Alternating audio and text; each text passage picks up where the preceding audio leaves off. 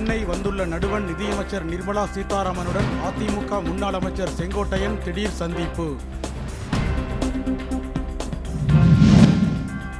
தமிழ்நாட்டின் பொருளாதாரம் வளர்ந்திருந்தாலும் வேளாண் துறை வீழ்ச்சியடைந்திருப்பது கவலையளிப்பதாக மருத்துவர் ராமதாஸ் கருத்து. வளிமண்டல கீழடுக்கு சுழற்சி காரணமாக தென்காசி, நீலகிரி உள்ளிட்ட மாவட்டங்களில் இன்று கனமழைக்கு வாய்ப்பு. வானிலை நடுவம் தகவல்.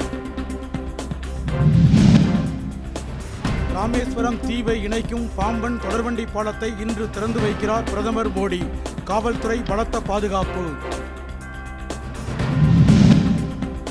பாம்பனில் புதிய கடல் பாலம் திறக்கப்படுவதால் ராமேஸ்வரத்திற்கு இன்று முதல் படிப்படியாக தொடர்வண்டி சேவை. தொடர்வண்டித்துறை அறிவிப்பு.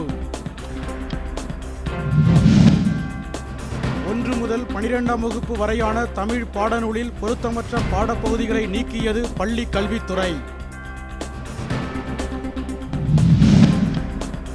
சென்னை மாநகராட்சி மண்டலங்களை 15லிருந்து 20ஆக அதிகரிக்கும் அரசாணையை நிறுத்தி வைத்தது தமிழக அரசு.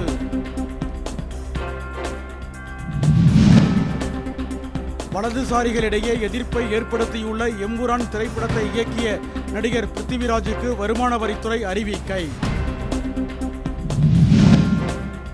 கோவில் திருவிழாக்களையொட்டி தென்காசி, திருவாரூர், புதுக்கோட்டை ஆகிய 3 மாவட்டங்களுக்கு நாளை உள்ளூர் விடுமுறை அறிவிப்பு.